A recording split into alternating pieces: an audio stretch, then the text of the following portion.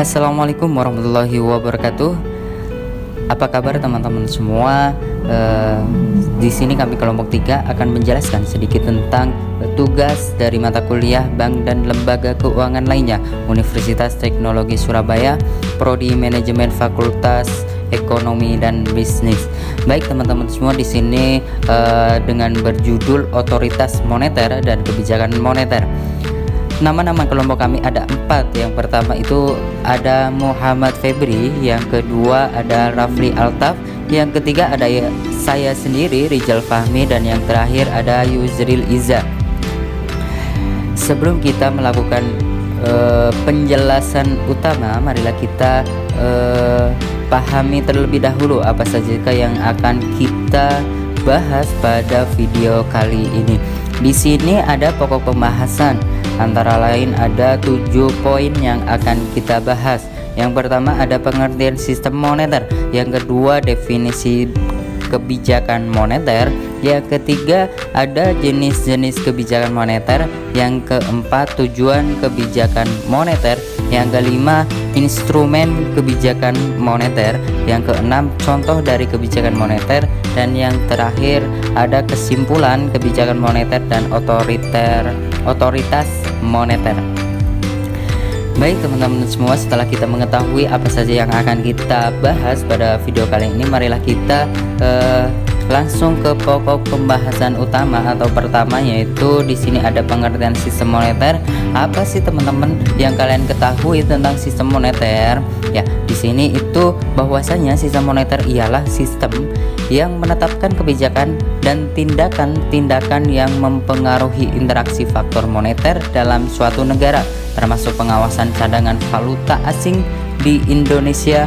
Otoritas sistem moneter terdiri atas Bank Indonesia, pemerintah yang diwakili oleh Menteri Keuangan. Maksudnya apa teman-teman semua? Sistem moneter pada dasarnya adalah tatanan dalam perekonomian suatu negara yang memiliki peran terutama dalam menyediakan fasilitas jasa-jasa di bidang keuangan. Oleh siapa? Oleh lembaga-lembaga penunjang lainnya seperti pasar modal dan pasar uang. Seperti itu ya teman-teman semua. Kemudian yang selanjutnya di sini ada definisi kebijakan moneter. Nah, dari judulnya itu adalah kebijakan moneter. Apa sih ya teman-teman yang kalian ketahui kebijakan moneter, sistem moneter? Nah, sekarang kita memasuki kebijakan moneter. Jadi kebijakan moneter di sini adalah sebuah kebijakan yang dikeluarkan oleh bank sentral dalam bentuk apa? Dalam bentuk pengaturan persediaan uang untuk mencapai tujuan tertentu.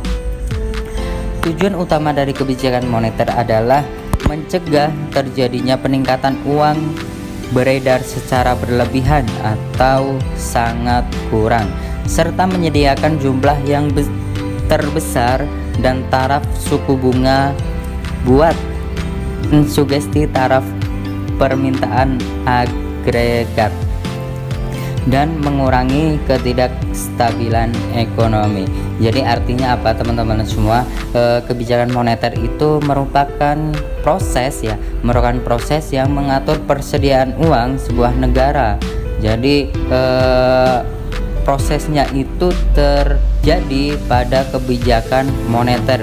Untuk apa tujuannya? Untuk mencapai tujuan tertentu. Misalnya ada menahan inflasi, mencapai pekerja penuh atau lebih sejahtera.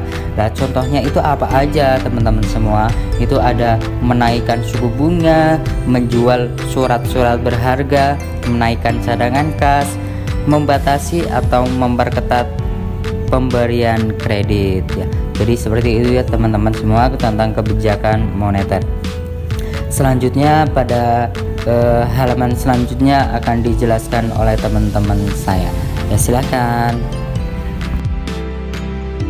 Jenis-jenis kebijakan moneter.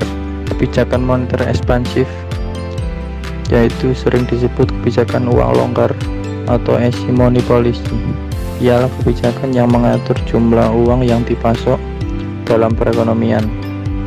Caranya dengan menurunkan suku bunga, membeli sekuritas pemerintah oleh bank sentral, dan menurunkan persyaratan cadangan untuk bank.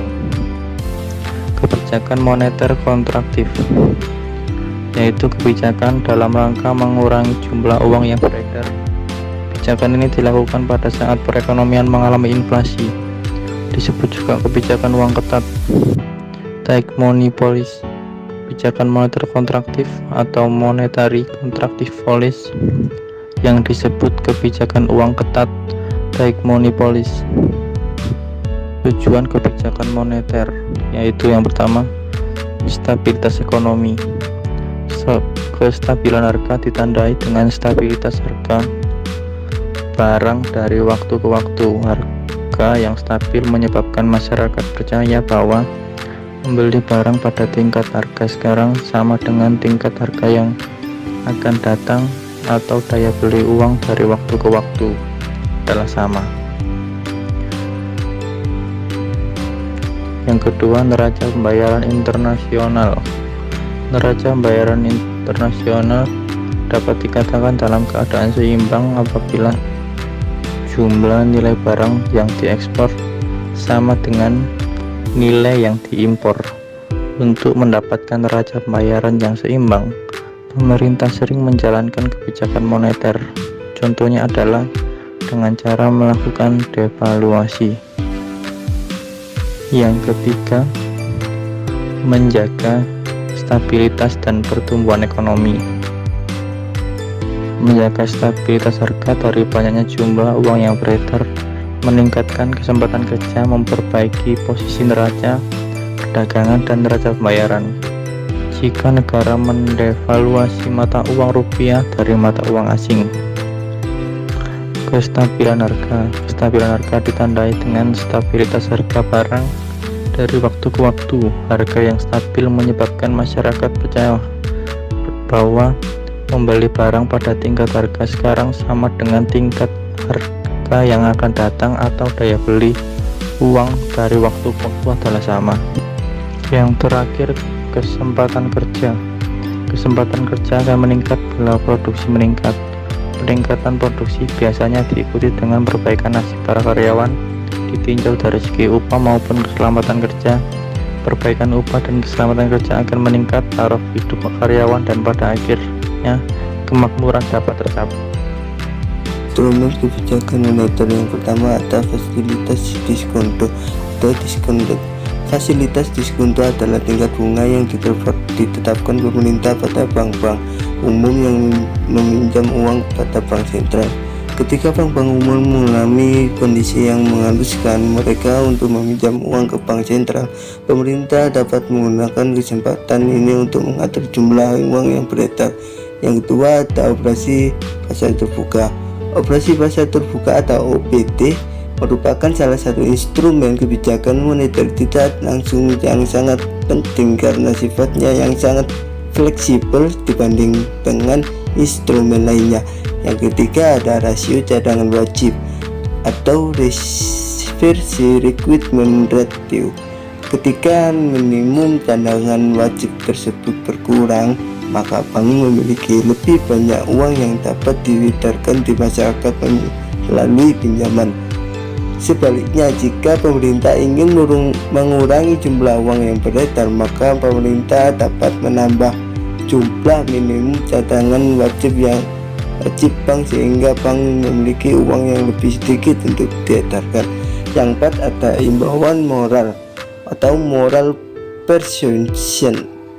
Imbauan moral dapat dilakukan oleh bank sentral untuk mengontrol jumlah uang yang beredar melalui berbagai hal.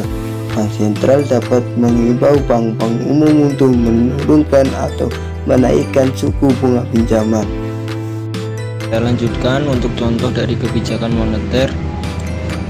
Contoh konkret penerapan kebijakan moneter di Indonesia adalah saat Bank Indonesia menaikkan suku bunga acuan untuk mengendalikan inflasi saat harga-harga naik secara signifikan. Dalam praktiknya banyak sekali aturan yang terselenggara akibat dari kebijakan moneter di Indonesia. contoh kebijakan moneter di Indonesia ini yaitu pertama, melaksanakan kredit langsung oleh Bank Indonesia, yaitu pada saat Bank Indonesia mengadakan kredit langsung, pemberian kredit langsung kepada bank, sektor atau proyek yang memerlukan dana secara mendesak. Hal ini dapat meningkatkan jumlah uang yang beredar karena harus membiayai kegiatan dengan segera. Yang kedua, penyediaan fasilitas overdraft.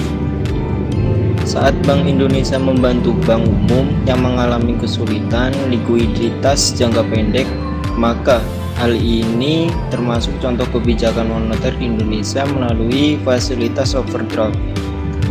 Bantuan yang diberikan berupa pinjaman jangka pendek dengan suku bunga tinggi. Hal ini mengharapkan mampu mengontrol peredaran uang agar tetap stabil. Yang ketiga, penerbitan surat utang negara. Contoh kebijakan moneter adalah menerbitkan surat utang negara. Dalam hal ini, pemerintah berusaha menghimpun dana dari masyarakat agar uang yang beredar di masyarakat mengalami penurunan. Yang keempat, contohnya yaitu program intervensi rupiah.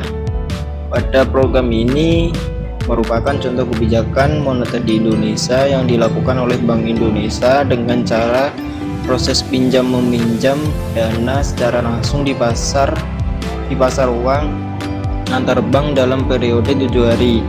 Hal ini dilakukan sebagai upaya mendukung instrumen kegiatan operasi pasar terbuka.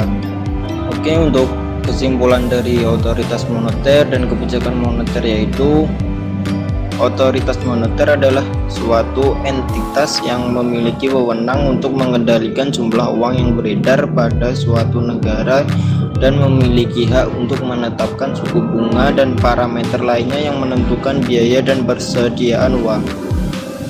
Sedangkan kebijakan moneter adalah menjaga dan memelihara stabilitas nilai tukar rupiah yang salah satunya tercermin dari tingkat inflasi yang rendah dan stabil. Demikian itu tadi pemaparan materi dari kelompok kami. Apabila ada kesalahan atau tutur kata dari kami, mohon maaf yang sebesar-besarnya. Akhir kata, wassalamualaikum warahmatullahi wabarakatuh. Terima kasih.